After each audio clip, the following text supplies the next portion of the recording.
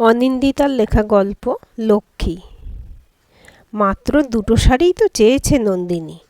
তুমি এমন বাংলার পাঁচের মতো মুখ করে রেখেছ, যেন তোমার বাবার দেওয়া বিয়ের গয়না চেয়ে বসেছে। ওই তো একটা মাত্র বোন মৃদুলের। ছোট থেকে দাদার কাছে কত শত আবদার করেছে, সব আবদার সে হাসি মুখে মিটিয়েছে, কখনো বেজার হতে দেখিনি। আর তুমি দুদিন মাত্র বিয়ে করে এসেই, এই জন্যই মৃদুলকে বারবার বলেছিলাম, প্রেম করে বিয়ে করিস না, ওই সব মেয়েরা বড্ডই স্বার্থপর হয়। তার চেয়ে আমি পছন্দ করে দেব, দেখবি কেমন সবার সঙ্গে মানিয়ে নিয়ে সুখে সংসার করে। কিন্তু ছেলে শুনলে তো, এখন দিন পাল্টেছে, সংসারে মায়েদের গ্রহণযোগ্যতাও। বিয়ের পর থেকে এই কথাগুলোই শুনে যাচ্ছে প্রজ্ঞা। একটু এদিক ওদিক হলেই ভদ্রমহিলা কথাগুলো শোনান, অথচ গোটা সংসারের রাশ নিজের হাতে ধরে রেখেছেন। কে কি করবে, কোথায় যাবে, সব তাকে জানাতে হবে। আজ যে একমাত্র জামাই এসেছে বলে রান্নাটা বাড়ির বউকে করতে হবে, সেটাও ওর সিদ্ধান্ত। এটা সত্যি যে রান্নাটা সে ভালো পারে, কিন্তু তা বলে একেবারে সিদ্ধান্ত জানিয়ে দেওয়া মানতে পারে না সে। কে বলবে মাত্র 6 মাস তার বিয়ে হয়েছে। ননদ নন্দিনী তার থেকে বয়সে বছর দুয়েকের বড়, বিবাহিতাও বটে, কিন্তু বাপের বাড়িতে সে এমন ভান করে যেন সে 5 বছরের কচি খুকিটি। প্রজ্ঞা ভাবছিল কোন কুক্ষণে শাশুড়িকে সে নতুন শাড়ি কেনার কথা বলেছিল। অবশ্য না বললে ঠিক খুঁচিয়ে জেনে নিতেন। কপাল করে একটা শ্বশুরবাড়ি পেয়েছে বটে। শখের শাড়িগুলো একবার গায়ে পর্যন্ত তোলেনি। খুব পছন্দ করে নিজের জন্য বুটিক থেকে দুটো শাড়ি কিনেছিল প্রজ্ঞা। গোলপার্কের কাছে এই বুটিকটা নতুন হয়েছে, কালেকশানও বেশ ইউনিক। মালিকদ্বয়ও শাড়ি কেনার সূত্রে সেদিনই আলাপ হয়েছে। একজন অবাঙালি রিচা কুমারী আর একজন বাঙালি মন্দিরা সেনাপতি, দুজনে মিলে ভালোবেসে খুলেছে অপরূপা। শাড়িগুলো বেছে নেওয়ার পর তারা তার পছন্দের তারিফ করেছে। শুধু তাই নয়, জানিয়েছে বুটিকে নিউ কালেকশন এলে তারা প্রজ্ঞাকে ফোন মারফত ইনফর্ম করবে। সত্যি বলতে কি, শাড়ি পরতে প্রজ্ঞা ভালোবাসে। ভালোবাসে মানে একটু বেশিই ভালোবাসে। কলিগরা প্রায়শই বলে তার শাড়ির কালেকশন ইউনিক, কোথা থেকে কেনে জিজ্ঞেস করে। কেউ কেউ তো শাড়ি কেনার সময় তাকে সঙ্গী করে নিয়ে যেতে চায়, সময় থাকলে সেও যায়, কিন্তু সংসার সামলে সবসময় পেরে ওঠে না। শুধু শাড়ি নয়, সেই সঙ্গে মানানসই গয়নাও পছন্দ করে কেনে সে। সঙ্গের ব্লাউজটাও বানায় মনের মতো করে। নিজে চাকরি করে, কাজেই স্বাদের সঙ্গে খুব একটা আপোষ করে চলতে হয় না। আর স্বাদ কি বা তার, ওই কয়েকটা শাড়ি বই তো নয়। মাছের পিঠগুলো উল্টে দাও এবার, পুড়ে যাবে যে। কাজের সময় মন যে কোথায় থাকে কে জানে। দুটো তো মোটে শাড়ি, আর মেয়েটাও হয়েছে তেমনি। তোকে কি মা বাবা কিছু কম দেয় যে বৌদির জিনিসে হাত দিতে গেছিস? আজই নন্দিনীকে বলে দেব যেন তোমার শাড়ি ফেরত দিয়ে দেয়। কথা শেষে মুখ ঘুরিয়ে চলে যেতে যান কল্যাণী। ফেরত দিতে হবে না মা, আস্তে করে বলে প্রজ্ঞা। দিদির পছন্দ যখন উনিই রাখুন। আসলে শাড়ি দুটো খুব পছন্দ করে কেনা তো, তাও যদি মন থেকে দিতে পারতে। আর পছন্দ করে কেনা তো, তাতে কি হয়েছে? আরও দুটো ওখান থেকে পছন্দ করে কিনে নিও, আমি মৃদুলকে বলবো টাকা দিয়ে দিতে। আর আজকে রান্নাটা দয়া করে মন দিয়ে করো। ছুটির দিন, বাড়িতে জামাই এসেছে, পরিবেশনের সময় যেন মান সম্মান বাঁচে। চাকরি করে তো আর রান্নাঘরে ঢোকার সময় হয় না। কতবার বললাম বিয়ের পর চাকরি ছেড়ে মন দিয়ে সংসার করো, তা শুনবে কেন? ঘরে থাকলে যে সংসারের কাজ করতে হবে, তার চেয়ে বাইরে ঘুরে বেড়ানো ভালো। সেন বাড়ির বউ হয়ে এসে থেকে প্রজ্ঞা দেখছে এদের টাকার বড্ড অহংকার। বড় বাজারে 3টে চালু সোনার দোকানের অহংকারে শাশুড়ির মাটিতে পা পড়ে না। কিছু হলেই দিব্যি বলে দেন, অত চিন্তার আছেটা কি, টাকা দিয়ে দেব। যেমন আজ তাকে বললেন। টাকায় কি সব হয়? প্রজ্ঞা কিভাবে বোঝাবে বুটিকের ইউনিক কালেকশন মানে একটাই, টাকা দিলেও তার জোড়া মেলে না। তার পছন্দ শাড়ি দুটো ভাবতেই প্রজ্ঞার কান্না পাচ্ছে, কিন্তু কাঁদার সময় কই তার, এখন যে রান্না বাকি। আশীর্বাদের দিন শাশুড়ি মা কল্যাণী গায়ে দামি শাড়ি জড়িয়ে সোনা হিরে রকমারি গয়না পরে তার বাড়ির লোকজন আত্মীয় স্বজনদের সামনে সবুজ ভেলভেটের বাক্সটা মেলে ধরে বলে উঠেছিলেন, সাতনড়ি। দেখেছেন কখনো? বনেদি বড়লোক ছাড়া এসব চোখেও দেখবেন না। সেদিন সবাই সাতনড়ির জৌলুসে মুগ্ধ ছিল। শুধু সেজ পিসি ঠাম্মা প্রজ্ঞাকে আড়ালে ডেকে বলেছিলেন, এ বাড়িতে বিয়ে করলে বংশমর্যাদার গল্প শুনতে শুনতে গোটা জীবন কেটে যাবে। তবু গল্প শেষ হবে না। কথাটা মিথ্যে নয়, আজ বিলক্ষণ বোঝে সে। আসলে সেজ পিসি ঠাম্মা নিজের জীবনের অভিজ্ঞতা থেকে কথাগুলো বলেছিলেন। তিনিও যে বাগবাজারের বনেদি দত্ত বংশের বউ ছিলেন। ওই একই জ্বালায় তাকেও জীবনভর জ্বলতে হয়েছে। রাত্রিবেলা দোকান থেকে ফিরলে মৃদুল বলল, কি সকাল থেকে শাড়ি শাড়ি নিয়ে ঝামেলা করছো বলো দেখি? বনু তোমার দুটো শাড়ি নিয়েছে তো হয়েছে কি? কিনে নিও আবার। জানোই তো আমার বনুটা একটু আহ্লাদি। বিয়ের আগে থেকেই তো তুমি জানতে। প্রজ্ঞা বলতে পারল না, জানার মানার মধ্যে অনেক ফারাক, আর সমস্যাটা সেখানেই। মৃদুল স্ত্রীর দিকে লক্ষ্য করল না। সে নিজের মনেই বলে যাচ্ছিল, তোমায় কি আমি কম শাড়ি দিই? কত টাকা লাগবে কাল সকালে চেয়ে নিও। কথা শেষে বিরক্ত মুখে বারান্দায় চলে গেল সে। সিগারেটের কটু গন্ধ ভেসে এলো প্রজ্ঞার নাকে। মৃদুল আজ আবারও সিগারেট ধরিয়েছে। পরের দিন স্কুল থেকে ফেরার পথে মায়ের কাছে চলে গেল প্রজ্ঞা। শ্বশুরবাড়িতে কিছু বলেনি আগে থেকে। কালকের ঘটনায় মনটা বিক্ষিপ্ত হয়ে আছে। কোথাও তো গিয়ে মনটাকে হালকা করতে হবে। সে ভেবেছিল একমাত্র মেয়ের কষ্টটা মা অন্তত বুঝবে, কিন্তু কোথায় কি? গোটা বিষয়টা শুনে আলগা হেসে উড়িয়ে দিয়ে বলল, কাল থেকে তুই কি না এই নিয়ে কষ্ট পাচ্ছিস? সংসার করতে গেছিস সেখানে, এটা কিনা একটা বিষয় হলো? অমন কত দামি শাড়ি আমি তোর দুই পিসিকে দিয়ে দিয়েছি। আর কি কেনা হয়েছে? হয়নি। শুধুই বা শাড়ি কেন?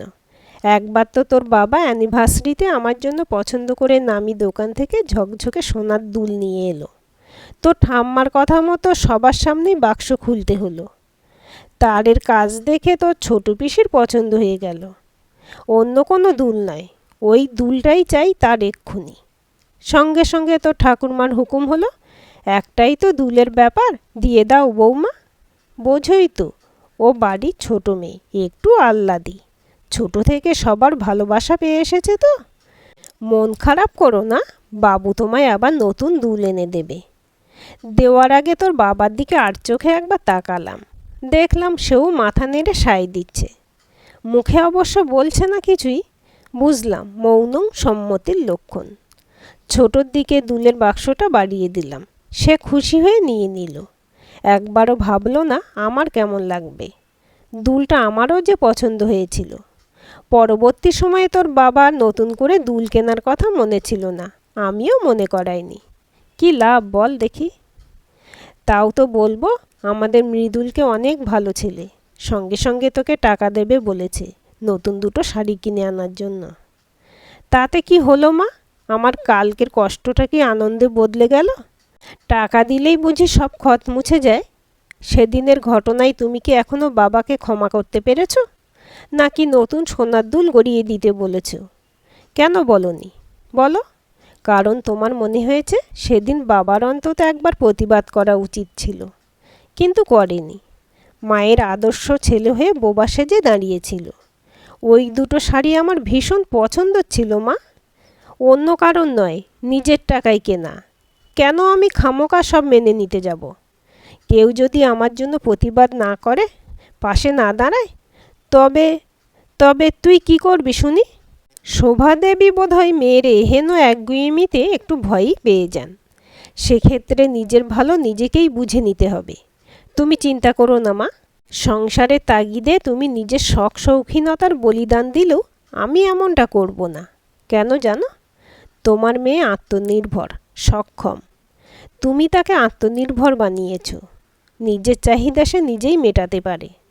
সোফা থেকে উঠে দাঁড়ালো প্রজ্ঞা। আরে কিছু খেয়ে যা, এত দৌড়াদৌড়ি করলে চলে সব সময়? আজ আসি, খুব তাড়াতাড়ি আসবো একদিন। সেদিন জমিয়ে তোমার হাতের মাছের ঝোল দিয়ে ভাত খাবো। পেছন থেকে চেঁচিয়ে ওঠেন শোভাদেবী।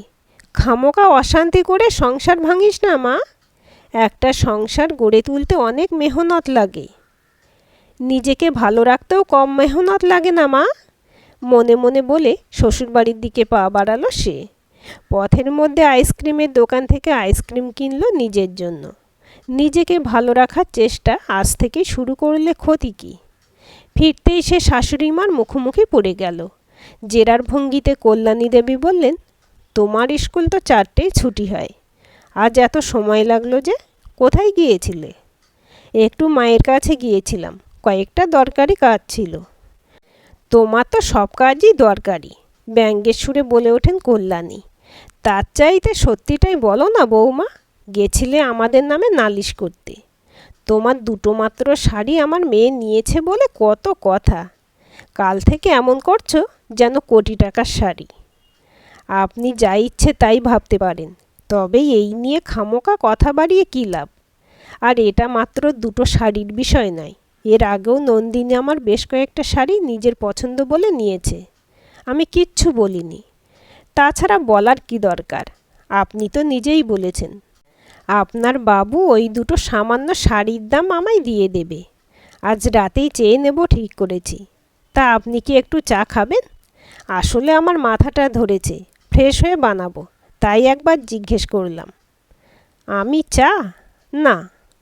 ঠিক আছে। হতভম্ব কল্যাণীকে পিছনে ফেলে রেখে দৃঢ় পদক্ষেপে প্রজ্ঞা এগিয়ে যায় সামনের দিকে।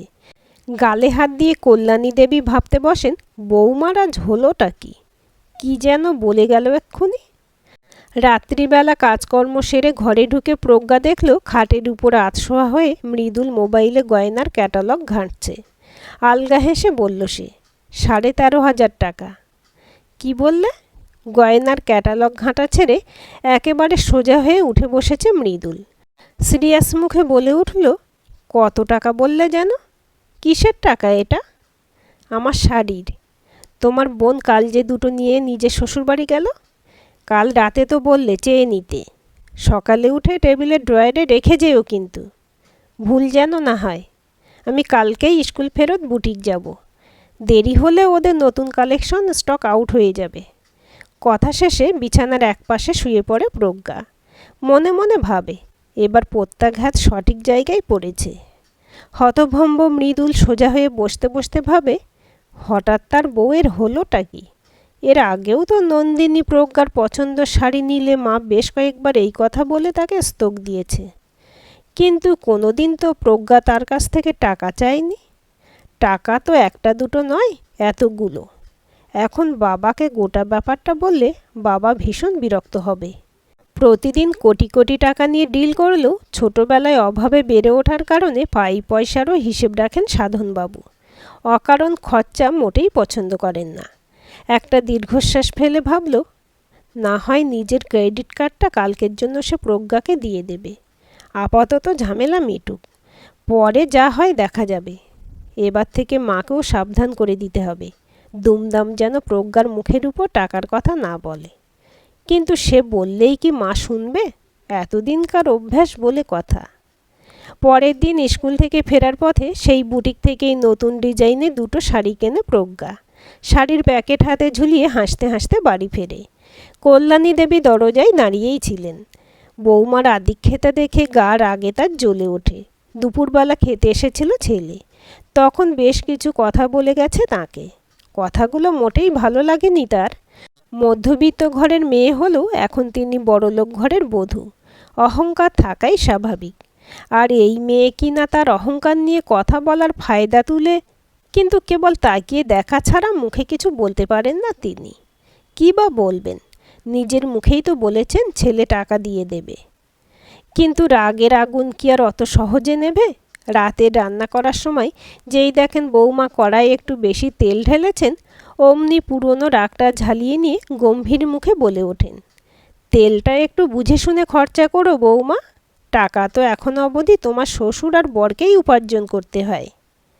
আমিও উপার্জন করি মা, টাকাটা টুকটাক কাজেও লাগে। আর ঘরোয়া রান্নায় জিনিসপত্রের অত হিসেব করে চলা যায় না। আপনার ছেলেই আজ ফোন করে ডিনারে বিরিয়ানি মাংস করতে বলেছে, কাল এক বিশেষ উৎসব উপলক্ষে স্কুলে ছুটি আছে বলে। এর চেয়ে কম তেলে অতখানি মাংস রান্না কিভাবে করব আমার তো জানা নেই।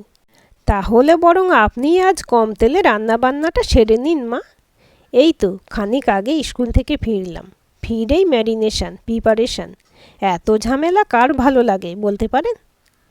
খুব মুখে বুলি ফুটেছে দেখছি। আমার ছেলে না হয় একটু খেতেই চেয়েছে, সেটাও তো ঝামেলা বলে মনে হচ্ছে তোমার।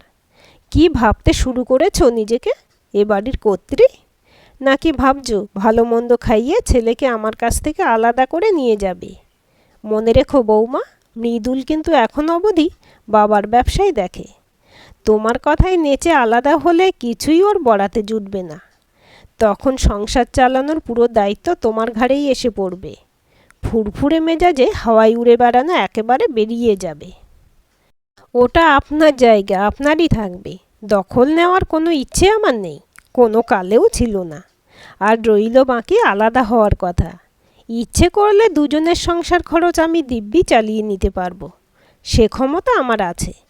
তবে মৃদুল যে এতখানি অপদার্থ, বাপের দোকান ছাড়া ওর যে এ জীবনে আর কোনো গতি নেই, তা আমার জানা ছিল না। আজ আপনার কাছ থেকেই জানলাম। চিন্তা করবেন না মা, আজ রাতে ওকেও জানিয়ে দেব। কি উল্টোপাল্টা বকছো তখন থেকে? আমি কখন বললাম যে আমার ছেলের যোগ্যতা নেই?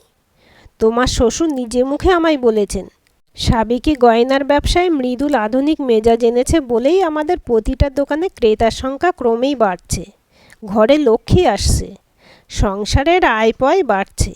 আর তুমি কি না বলছো আমার ছেলে অপদার্থ, কিছুই পারে না? আমি নয়, আপনিই তো এক্ষুনি বললেন। এই যে বললেন না, আলাদা হলে কিছুই ওর বড়াতে জুটবে না, সংসারের যাবতীয় খরচা আমাকেই চালাতে হবে। বাবার ছত্রছায়া থেকে বেরোনোর পর একটা ছেলে যদি নিজের সংসারের সামান্য খরচটুকুই না টানতে পারে, দাড়ি কামানোর ব্লেড থেকে পরনের জামা কাপড় সব কিছুর জন্যই যদি তাকে বউয়ের উপর নির্ভরশীল হতে হয়, তবে সে ছেলে অপদার্থ ছাড়া কী মা? আপনিই বলুন না, আমি কি কিছু ভুল বলেছি? তুমি সবই ঠিক বলো মা, আমারই কেবল ভুল হয়ে যায়। কেন যে মরতে সেদিন বিয়েতে সম্মতি দিয়েছিলাম, কেন যে বরণডালা সাজিয়ে তোমায়। আক্ষেপের ভঙ্গিতে কপালে করাঘাত করেন শাশুড়ি মা। অলক্ষ্মী বউ জুটেছে কপালে, পরক্ষণেই বেরিয়ে যান রান্নাঘর ছেড়ে। মৃদু হাসে প্রজ্ঞা। এ লড়াই শুরু সবে। চুপচাপ সব কিছু মেনে নেওয়া বন্ধ করতেই সে লক্ষ্মী বউয়ের তকমা হারিয়েছে। মেনে নেওয়ার মানিয়ে নেওয়ার বাইরে গিয়ে কেউ প্রতিবাদ করলেই কেন যে সমাজ তাকে অলক্ষ্মী বলে দেখে দেয় কে জানে। প্রতিবাদ করলেই সমাজ তাকে নিজের অঙ্গুলি হেলনে নাচাতে পারবে না বলেই কি? বাড়িতে বানানো সুগন্ধি বিরিয়ানির খবর, নাকি শাশুড়ির হঠাৎ ফোনে কান্নাকাটি করে লক্ষ্মী বউয়ের নামে নালিশ, হঠাৎ যে রাতের বেলা কাউকে খবর না দিয়ে নন্দিনী একলা এসে হাজির হবে, কল্যাণী দেবী ছাড়া কেই বা তা জানত। সোজা কোনো দিকে না তাকিয়ে দাদার ঘরে ঢুকে পড়ল সে।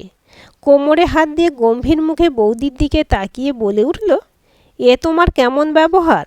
মায়ের সঙ্গে এভাবে কথা বলতে তোমার ঠোঁট কাঁপল না?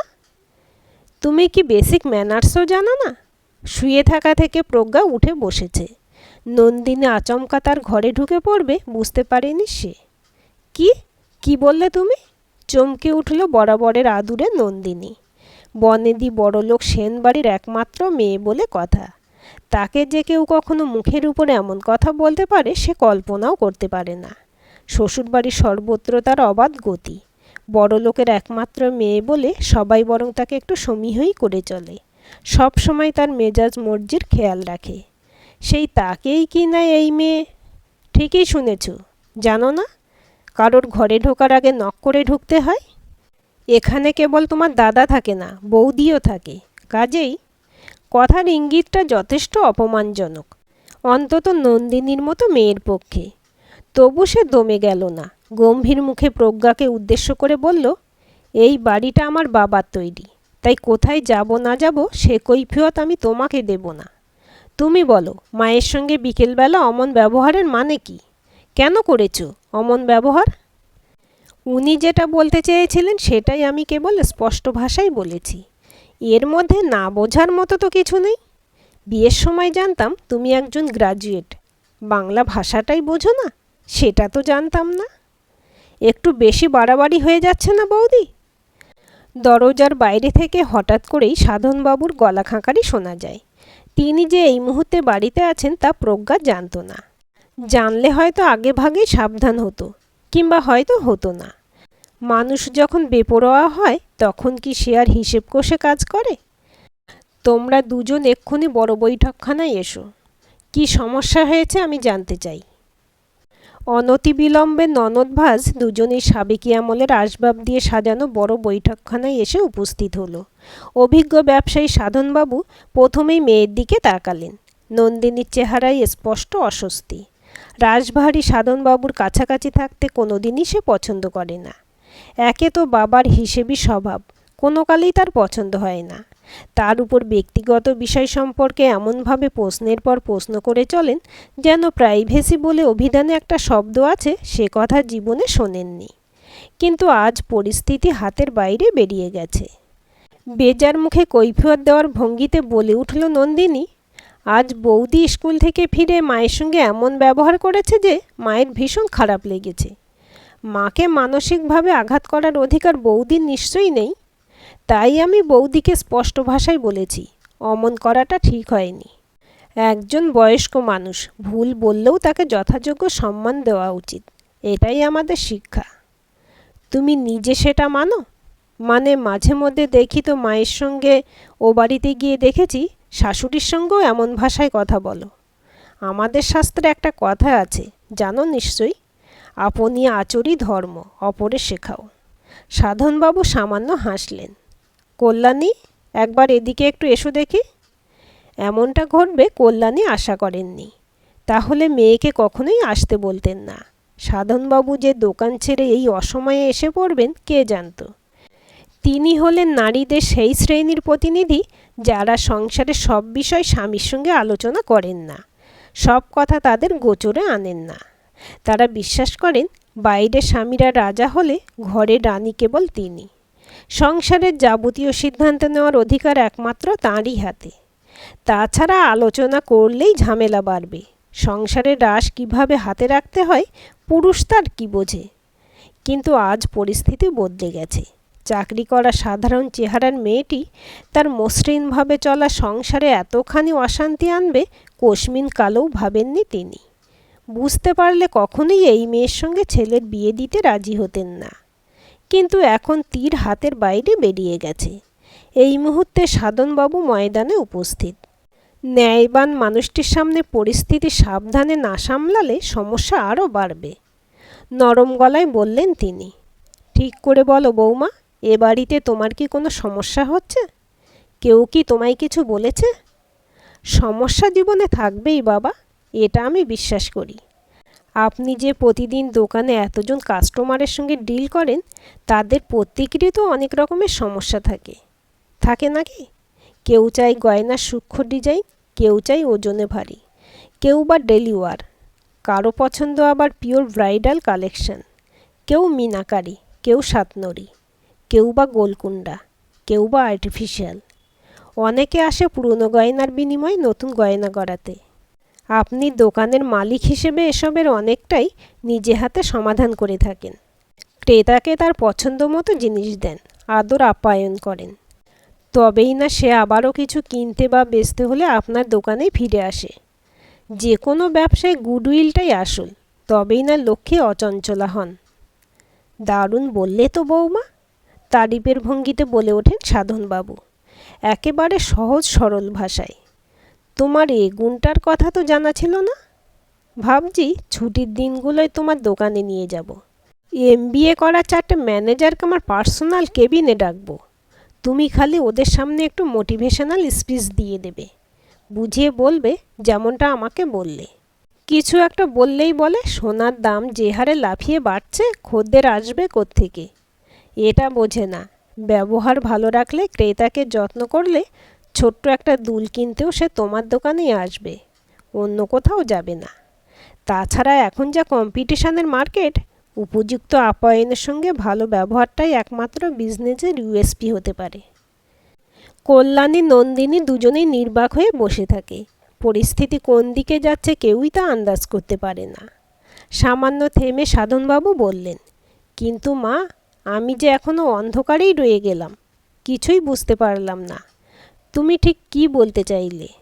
কেন নন্দিনী তোমার ঘরে গিয়েছিল? কি হয়েছে আজ বাড়িতে?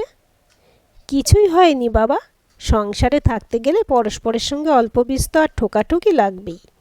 কোনো রকম সমস্যা হলে আমি নিজেই দায়িত্ব নিয়ে সেটা মিটিয়ে ফেলতে জানি বাবা। সেটুকু দৃঢ়তা আমার মধ্যে আছে। আপনি নিশ্চিন্ত থাকুন। আপনি যে আমার জন্য এতখানি ভেবেছেন তাতেই আমি খুশি। এগিয়ে যাও মা, এভাবেই দৃঢ় পদক্ষেপে সমস্ত বাধা অতিক্রম করে এগিয়ে যাও। বৌমার মাথায় হাত রেখে আশীর্বাদ করেন সাধনবাবু। তোমার স্কুল কেমন চলছে মা? ভালো। জানো তো মা, আমি বিশ্বাস করি নিজের পায়ে দাঁড়ানোটা ভীষণ জরুরি। আর্থিক স্বাবলম্বন একজন মানুষকে ঘুরে দাঁড়ানোর শক্তি দেয়, বিপদের দিনে তাকে সাহস যোগায়। নিজের পায়ে দাঁড়ানোর জন্য আমি নন্দিনীকেও অনেক বলেছিলাম, কিন্তু মেয়ে শুনল না। নিজে যা বুঝলো তাই করল। ধীর পায়ে ঘরের দিকে চলে গেলেন সাধনবাবু। এই সময়টা পেছন থেকে দেখে মনে হচ্ছিল প্রৌঢ় দৃঢ়চেতা মানসিকতার হলেও একজন হেরে যাওয়া পিতা। সন্তানের ভবিষ্যতের কথা ভেবে যার কাঁধ ঝুঁকে গেছে। মেয়েটা চাইলেই তার নামে অনেক কিছু বলতে পারত, কিন্তু বলল না। মনে মনে ভাবেন কল্যাণী দেবী। কতখানি আত্মবিশ্বাস থাকলে শ্বশুরবাড়িতে দাঁড়িয়ে বলতে পারে নিজের সমস্যার সমাধান আমি নিজেই করে নেব। এমন আত্মবিশ্বাস কি কখনো ছিল তার? ছিল না। থাকলে কি আর শাশুড়ি মা অমন ব্যবহার করতে পারতেন একদিন প্রতিদিন? দিতে পারতেন খাওয়ার কষ্ট? আর্থিক স্বনির্ভরতা কোনো মানুষকে এতখানি সাহস যোগায়, কল্যাণী তা আগে বোঝেননি তো। সেনবাড়ি সেদিন রাতের খাওয়া নিস্তরঙ্গভাবে শেষ হলো। নন্দিনীর মুখভাব এতটাই থমথমে ছিল যে রসালো বিরিয়ানি সুস্বাদু মাংসও সে মন ভরে খেতে পারল না। খেতে খেতে স্পষ্ট ভাষায় জানিয়ে দিল কাল ভোরেই সে শ্বশুরবাড়ি ফিরে যাবে। বৌদির সামনে বাবার করা অপমানের পর এ বাড়িতে আর থাকার কোনো মানেই হয় না। সব কিছু গুছিয়ে ঘরে ঢুকেই চেয়ারের উপর সিরিয়াস মুখে মৃদুলকে বসে থাকতে দেখল প্রজ্ঞা। কি হয়েছে আজ বাড়িতে? কেন নন্দিনী অমন কথা বলছে? তুমি খুব ভালো করেই জানো বোন আমার কাছে নিজের চেয়েও প্রিয়। ওর সঙ্গে এমনটা করলে কেন? কি চাও তুমি? নিজের আলাদা সংসার? কান খুলে শুনে রাখো প্রজ্ঞা, ভালোবেসেছি বলে তোমার এই অন্যায় আবদার আমি কোনোদিন মেনে নেব না। কাল সকালেই নন্দিনীর কাছে ক্ষমা চেয়ে নেবে, বলবে তোমার ভুল হয়ে গেছে। তাই এবার তাহলে তোমার বোনের কাছে আমায় ক্ষমা চাইতে হবে? জানতে পারি কেন? কোন অপরাধ করেছি আমি? ব্যঙ্গের হাসি ফুটে ওঠে প্রজ্ঞার ঠোঁটের কোণে। বলা বাহুল্য সেদিকে মৃদুলের চোখ যায় না। তার চেয়ে বরং ক্ষমাটা তুমিই চেয়ে নাও। যতই হোক যে জীবনটা তো তোমারই। আমি? মানে আমি কেন ক্ষমা চাইব? আমি তো কিছুই করিনি। প্রায় তুতলে ওঠে মৃদুল। আর তর্কের খাতিরে যদি ক্ষমা চেয়েও নি, তাহলেই বা নন্দু এই বাড়িতে থাকতে রাজি হবে কেন? ওর সঙ্গে খারাপ ব্যবহার তুমি করেছো, তাই ক্ষমা তুমি চাইবে, আর সেটা কাল সকালেই। সঙ্গে বরং ব্রেকফাস্টে একটু কড়াইশুঁটির কচুরি আর আলুর দম বানিয়ে দিও। নন্দু খুব ভালোবাসে, দেখবে সব কেমন মিটমাট হয়ে যায়, যেন এখনই সব সমস্যার সমাধান হয়ে গেছে। এমন ভঙ্গিতে হাসল মৃদুল। ক্ষমা টমা চাইতে পারবো না, ব্রেকফাস্ট বানিয়ে দিতেই পারি। তবে কাল সকালে সবাইকে কড়াইশুঁটির কচুরি আর আলুর দম খেতে হবে, আলাদা করে কারোর জন্য কিছু হবে না। পাল্টা হেসে বলে প্রজ্ঞা। সে জানে স্বাস্থ্য সচেতন মৃদুল সকালে ফ্রুটস, ড্রাই ফ্রুটস, টক দই আর মুসালি দিয়ে ব্রেকফাস্ট করে। তাছাড়া আমি খুব ভালো করেই জানি কোনো অন্যায় আমি করিনি। অন্যায় করেছে তোমার নিজের বোন, সমস্ত বিষয়টা না জেনে আমার কাছে কৈফিয়ত চাইতে এসে। বোঝাতে পারলাম আশা করি। তাহলে তুমি কোনোভাবেই ক্ষমা চাইবে না? নন্দুটা মন খারাপ করে বাড়ি থেকে চলে যাবে, ভালো লাগবে তোমার? তুমি তো সম্পর্কে বড়, একটু মাথা ঝোঁকালে ক্ষতি কী? সম্পর্কে ছোট মানুষটিও তো ক্ষমা চাইতে পারে, পারে না? আমি কোনো রকম ক্ষমা চাইতে পারবো না, ব্যাস এটাই আমার সিদ্ধান্ত। হাজার জোর করলেও সিদ্ধান্ত বদলাবে না। বেশি ঝামেলা করলে কিন্তু সব কথা তোমার বাবা, মানে আমার শ্রদ্ধেয় শ্বশুরমশাইকে জানাতে বাধ্য হব। ভালো কথা, এরপর থেকে ছুটির দিনগুলোয় আমি তোমাদের দোকানে যাব। ভালো মন্দ রেঁধে খাওয়ানোর সময় হবে না আর। এখন অবশ্য গয়নার শোরুম দুটো বেশ ঝকঝকে, একটা বোধহয় রিমডেলিং হওয়া বাকি। বাবা নিজে মুখে আমায় যেতে বলেছেন। হঠাৎ করে বাবার প্রসঙ্গ ওঠায় মৃদুল হতবুদ্ধি হয়ে পড়েছিল। এমনিতেই বাবার সঙ্গে বোনের একটু ঝামেলা আছে সেই ছেলেবেলা থেকে। এই নিয়ে প্রজ্ঞা যদি সত্যি বাবার কাছে চলে যায় তাহলে মাঝখান থেকে বিপদে সেই পড়বে। তার চাইতে নন্দিনী শ্বশুরবাড়ি যাচ্ছে যাক, রাগ পড়লে ঠিকই আসবে এখানে। মাকে ভাইকে সে বড্ড ভালোবাসে। মাঝখান থেকে বাবা কোনোভাবে রাখলে তার কপালে বিস্তর দুঃখ আছে।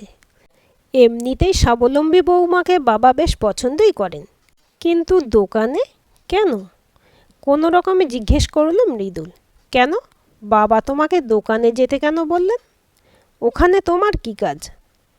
কাজ আর কি, খানিক মোটিভেশনাল স্পিচ দেওয়া, হাসল প্রজ্ঞা। যা তুমি নিজের অধীনস্থ ম্যানেজারদের দিতে পারছো না বলে দোকানের সেলস ক্রমশ তলানিতে। আমি বলি কি, বাড়ির ফালতু কুটকাচালিতে মন না দিয়ে দোকানের দিকে মন দাও। দেখবে ব্যবসার গ্রাফ ওপরের দিকে উঠছে। মনে রেখো, তোমার ভবিষ্যৎ কিন্তু তোমারই হাতে। দিন এগোচ্ছে, আমরাও এগোচ্ছি। নতুন যে আসছে এই পৃথিবীতে তাকে কিন্তু আমাদেরই মানুষ করতে হবে। আমার জন্য না বদলালেও আমি চাই নতুন মানুষটার জন্য তুমি নিজেকে বদলাও। মেরুদণ্ড শক্ত করো, সিদ্ধান্ত নিতে শেখো। কোনটা ঠিক কোনটা ভুল চিনে নিতে হবে তোমাকেই। কে আসছে? নতুন মানুষ মানে? বিমূঢ়ের মতো প্রশ্ন করে মৃদুল। তোমার আমার মাঝের জায়গাটা অকুপাই করতে হবে তো এবার, তাই সে আসছে। পেটের উপর আলতোভাবে হাত রাখে সে। একজন দায়িত্ববান স্বামী হতে না পারলেও আশা করি তুমি একজন দায়িত্ববান বাবা হবে, ঠিক তোমার বাবার মতো। ঋজু অথচ দৃঢ় ব্যক্তিত্ব সম্পন্ন মানুষ, যাতে তোমার সন্তান ভবিষ্যতে তোমায় দেখে গর্ববোধ করে, মেরুদণ্ড সোজা রাখার শিক্ষা পায়। তুমি সত্যি কথা বলছো? সত্যিই তুমি? মান অভিমান সব ভুলে মৃদুল পেছন থেকে জড়িয়ে ধরে প্রজ্ঞাকে। এত বড় খুশির খবর এভাবে দিলে? এ তো সেলিব্রেট করতে হয়। কাল আমরা সারাদিন দুজনে ঘুরতে যাব, রেস্তোরাঁয় খাবো, কেক কাটবো, দেদার আনন্দ করব। চলো এক্ষুনি দুজনে মিলে মাকে জানিয়ে আসি। দেখবে মা কি ভীষণ খুশি হবেন। সেলিব্রেট কিসের জন্য? নতুন প্রাণের আগমনের খবর জানার আগে এই তুমিই না আমাকে তোমার বোনের কাছে ক্ষমা চাইতে বলছিলে? এখন সব পাল্টে গেল। একটা কথা মনে রেখো মৃদুল, এ বাড়িতে আসার পর থেকে আমার উপর একের পর এক অন্যায় হয়েছে, কিন্তু তোমার দিক থেকে কোনো প্রতিবাদ আসেনি। হয়তো আমার ভালোবাসার মধ্যে সেই জোর ছিল না যা তোমায় প্রতিবাদী করে তুলতে পারে। পারোনি তো সেই মানুষটার সামনে ঢাল হয়ে দাঁড়াতে, যাকে তুমি নিজের হাত ধরে বাড়ির চৌকাঠ পার করিয়েছ। একবার নয় বারবার বলেছ, একটুখানি তো ব্যাপার, মেনে নিলেই হয়ে যায়। আজও সেই মেনে নেওয়া থেকে অন্যায়টা তোমার বোনের নিশ্চিতভাবে জেনেও আমাকে ক্ষমা চাইতে বলছিলে। কিংকর্তব্য বিমূঢ় মৃদুল প্রশ্ন করে, তুমি আমার থেকে কি চাও?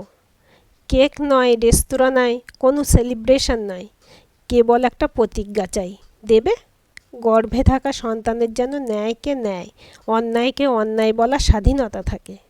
কেউ যেন তাকে জোর করে কারোর কাছে ক্ষমা চাইতে না বলতে পারে। তার সঙ্গে কেউ অন্যায় আচরণ করলে সে যদি প্রতিবাদ করতে চায়, মা তো বটেই, বাবাও যেন তার পাশে থাকে। এটুকুই আমার চাহিদা। পারবে দিতে? আমি ভেবে দেখব। কিন্তু সে বলার মধ্যে কোনো জোর খুঁজে পায় না প্রজ্ঞা। তুমি কিন্তু আজ থেকে সাবধানে থাকবে, খুব সাবধানে। এখন শুয়ে পড়ো দেখি। গর্ভাবস্থায় বেশি রাত জাগা ভালো নয়। আজ আর মাকে ডাকবো না, রাত অনেক হলো। কাল সকালেই বাড়ির সবাইকে খবরটা জানাতে হবে। দেখবে কাল থেকে মা তোমার মাথায় করে রাখবে, বাড়িতে বংশধর আসছে বলে কথা। আলো নিভে যায়, মৃদুল শুয়ে পড়ে। খানিক পরেই তলিয়ে যায় ঘুমের দেশে। নিস্তব্ধতার মাঝে কেবল তার মৃদু নাসিকা গর্জনের শব্দ শোনা যায়। একদৃষ্টে সেদিকে তাকিয়ে থাকে প্রজ্ঞা। আজ তার বড় অভিমান হয়। অভিমান হয় নিজের ভালোবাসার মানুষের উপর, যে মানুষটাকে এতখানি ভালোবেসে তার হাত ধরে নিজের বাড়ি ছেড়েছিল, যার সন্তানকে এখন গর্ভে বহন করছে সে, সেই মানুষটা সামান্য একটা কথা পর্যন্ত দিতে পারল না। ভালোবাসা বুঝি এতই সহজ? এতই সহজ হাতের উপর হাত রাখা। কিন্তু মৃদুলকে ছেড়ে সে যাবে কোথায়? এই কয়েকটা বছরে বড্ড যে ভালোবেসে ফেলেছে তাকে। এক বুক অভিমান নিয়ে রাতের অন্ধকারে বসে থাকে প্রজ্ঞা, আর অপেক্ষা করে থাকে নতুন সকালের।